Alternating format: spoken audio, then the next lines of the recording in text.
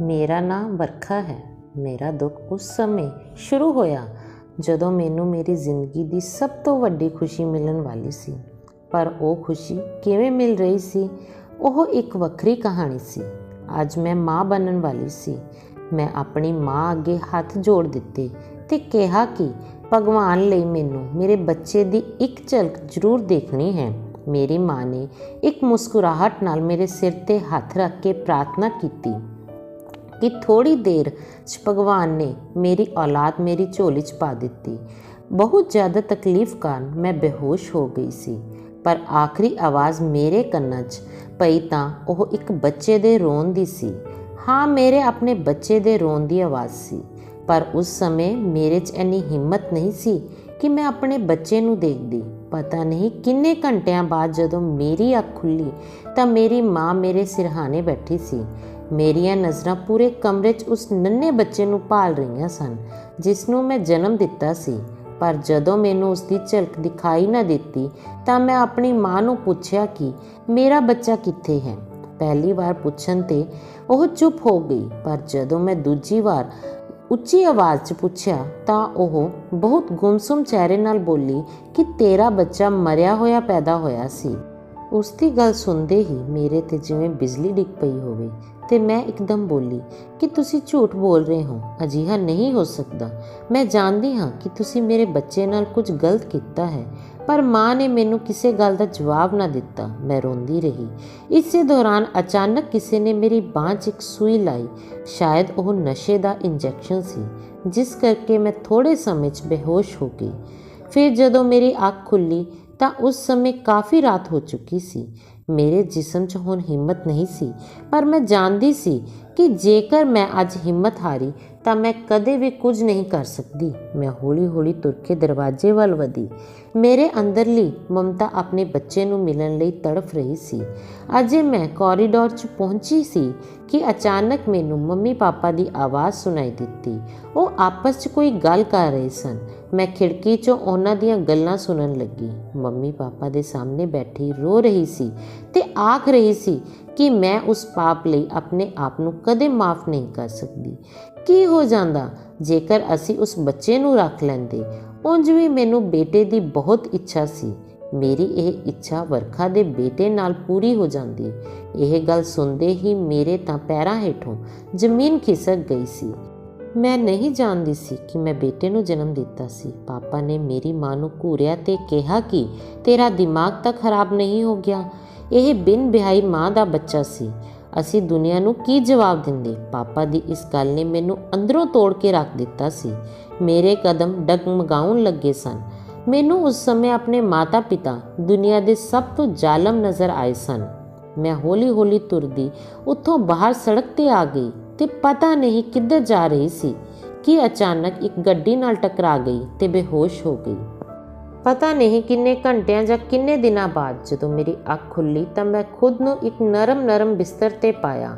ਮੈਂ ਅੱਖਾਂ ਖੋਲ੍ਹ ਆਸੇ-ਪਾਸੇ ਦੇਖਿਆ ਤਾਂ ਇਹ ਇੱਕ ਬਹੁਤ ਹੀ ਆਲੀਸ਼ਾਨ ਬੈੱਡਰੂਮ ਸੀ। ਮੈਂ ਇੱਕਦਮ ਉੱਠੀ ਤੇ ਸੋਚਿਆ ਕਿ ਪਤਾ ਨਹੀਂ ਕਿੱਥੇ ਆ ਗਈ ਹਾਂ ਤੇ ਕੌਣ ਲੈ ਕੇ ਆਇਆ ਹੈ। ਅਚਾਨਕ ਮੇਰੀ ਨਜ਼ਰ ਸਾਈਡ ਦੇ ਟੇਬਲ 'ਤੇ ਰੱਖੀ ਪਰਚੀ 'ਤੇ ਪਈ। ਮੈਂ ਉਸ ਚੁੱਕਿਆ ਤਾਂ ਉਸ 'ਤੇ 2-3 ਲਾਈਨਾਂ ਲਿਖੀਆਂ ਹੋਈਆਂ ਸਨ ਕਿ ਮੈਂ ਨਹੀਂ ਜਾਣਦਾ ਕਿ ਤੁਸੀਂ ਕੌਣ ਹੋ, ਪਰ ਉਸ ਦਿਨ ਤੁਸੀਂ ਮੇਰੀ ਗੱਡੀ ਨਾਲ ਟਕਰਾ ਗਏ ਸੀ ਤੇ ਬੇਹੋਸ਼ ਹੋ ਗਏ ਸੀ। ਮੈਂ ਤੁਹਾਨੂੰ ਘਰ ਲੈ ਆਇਆ। ਹੁਣ ਮੈਨੂੰ ਬਹੁਤ ਹੀ ਜ਼ਰੂਰੀ ਕੰਮ ਕਰਕੇ ਬਾਹਰ ਜਾਣਾ ਪੈ ਰਿਹਾ ਹੈ। ਜੇਕਰ ਤੁਹਾਨੂੰ ਕਿਸੇ ਵੀ ਚੀਜ਼ ਦੀ ਲੋੜ ਹੋਵੇ ਤਾਂ ਫ੍ਰਿਜ 'ਚ ਬਹੁਤ ਸਾਰੀਆਂ ਚੀਜ਼ਾਂ ਹਨ।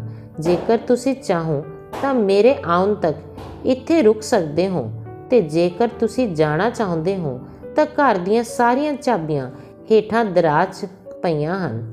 ਪਰਚੀ ਪੜ੍ਹ ਕੇ ਮੈਂ ਮੇਜ਼ 'ਤੇ ਰੱਖ ਦਿੱਤੀ ਤੇ ਫਿਰ ਬਿਸਤਰ 'ਤੇ ਪੈ ਗਈ ਤੇ ਸੋਚਿਆ ਕਿ ਜਿਸ ਨੇ ਮੈਨੂੰ ਬਚਾਇਆ ਉਸ ਮਸੀਹਾ ਨੂੰ ਮਿਲੇ ਬਿਨਾਂ ਮੈਂ ਨਹੀਂ ਜਾ ਸਕਦੀ। ਲਗਭਗ 1 ਹਫ਼ਤਾ ਬੀਤ ਗਿਆ ਸੀ। ਇੱਕ ਦਿਨ ਸਵੇਰੇ ਉੱਠੀ ਤਾਂ ਮੈਨੂੰ ਮਹਿਸੂਸ ਹੋਇਆ ਕਿ ਬਾਹਰੋਂ ਕੋਈ ਆਵਾਜ਼ ਆ ਰਹੀ ਹੈ। ਮੈਂ ਦਰਵਾਜ਼ੇ ਵੱਲ ਗਈ ਤੇ ਜਿਵੇਂ ਹੀ ਦਰਵਾਜ਼ਾ ਖੋਲ੍ਹਿਆ ਤਾਂ ਸਾਹਮਣੇ ਇੱਕ ਵਿਅਕਤੀ ਖੜਾ ਸੀ। ਉਹ ਥੋੜ੍ਹਾ ਜ਼ਿਆਦਾ ਉਮਰ ਦਾ ਸੀ, ਪਰ ਲੱਗਦਾ ਜਵਾਨ ਸੀ। ਉਸਨੇ ਮੇਰੇ ਵੱਲ ਦੇਖਿਆ ਤੇ ਕਿਹਾ ਕਿ ਹੁਣ ਤੁਹਾਡੀ ਤਬੀਅਤ ਕਿਵੇਂ ਹੈ। ਮੈਂ ਥੋੜ੍ਹੀ ਆਰਾਮ ਨਾਲ ਬੋਲੀ ਕਿ ਹੁਣ ਠੀਕ ਹੈ। ਉਹ ਬੋਲੇ ਕਿ ਮੈਨੂੰ ਲੱਗਿਆ ਕਿ ਤੁਸੀਂ ਇੱਥੋਂ ਚਲੇ ਗਏ ਹੋਵੋਗੇ।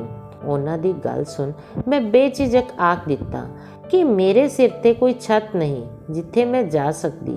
ਮੇਰੀ ਗੱਲ ਸੁਣ ਉਹ ਮੁਸਕਰਾਏ ਤੇ ਬੋਲੇ, ਮੇਰਾ ਨਾਂ ਰੋਹਨ ਹੈ ਤੇ ਤੁਹਾਨੂੰ ਚਿੰਤਾ ਕਰਨ ਦੀ ਕੋਈ ਲੋੜ ਨਹੀਂ ਹੈ। ਤੁਸੀਂ ਇਸ ਘਰ 'ਚ ਰਹਿ ਸਕਦੇ ਹੋ। ਮੈਂ ਤਾਂ ਉਂਝ ਵੀ ਜ਼ਿਆਦਾ ਸਮਾਂ ਬਾਹਰ ਹੀ ਰਹਿੰਦਾ ਹਾਂ। ਉਸ ਦੀ ਇਹ ਗੱਲ ਸੁਣ ਕੇ ਮੈਨੂੰ ਬਹੁਤ ਤਸੱਲੀ ਹੋਈ, ਕਿਉਂਕਿ ਮੈਨੂੰ ਉਹ ਕੋਈ ਧੋਖੇਬਾਜ਼ ਆਦਮੀ ਨਹੀਂ ਲੱਗ ਰਿਹਾ ਸੀ।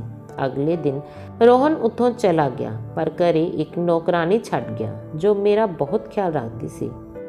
ਹੁਣ ਉਹ ਹਫ਼ਤੇ 'ਚ ਇੱਕ ਵਾਰ ਆਉਂਦਾ ਤੇ ਇੱਕ ਦਿਨ ਰਹਿ ਕੇ ਚਲਾ ਜਾਂਦਾ। ਲਗਭਗ 2 ਮਹੀਨੇ ਬੀਤ ਚੁੱਕੇ ਸਨ। ਇੱਕ ਦਿਨ ਅਚਾਨਕ ਉਹ ਮੇਰੇ ਕਮਰੇ 'ਚ ਆਇਆ, ਜਿਸ ਕਰਕੇ ਮੈਂ ਡਰ ਗਈ। ਪਰ ਰੋਹਨ ਨੇ ਕਿਹਾ ਕਿ ਤੁਸੀਂ ਘਬਰਾਓ ਨਾ, ਮੈਂ ਸਿਰਫ ਇੱਕ ਜ਼ਰੂਰੀ ਗੱਲ ਕਰਨ ਆਇਆ ਹਾਂ।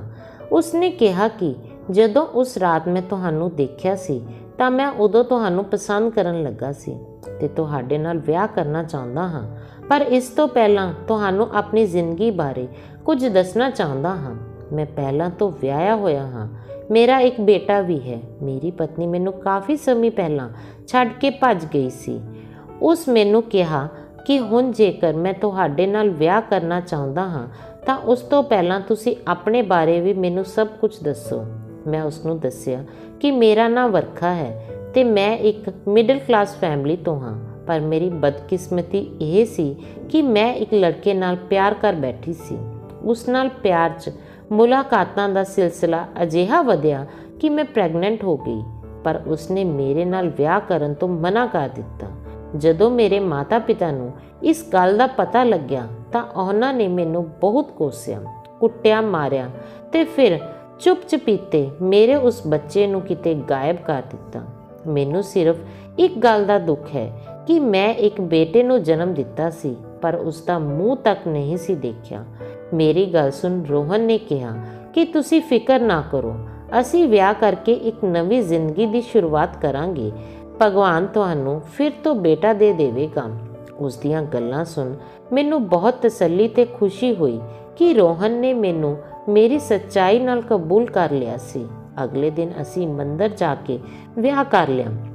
ਵਿਆਹ ਦੀ ਪਹਿਲੀ ਰਾਤ ਹੀ ਰੋਹਨ ਆਪਣੇ ਹੱਥਾਂ ਨਾਲ ਮੇਰੇ ਲਈ ਬਦਾਮ ਵਾਲਾ ਦੁੱਧ ਬਣਾ ਕੇ ਲਿਆਇਆ, ਜੋ ਮੈਨੂੰ ਬਹੁਤ ਚੰਗਾ ਲੱਗਿਆ।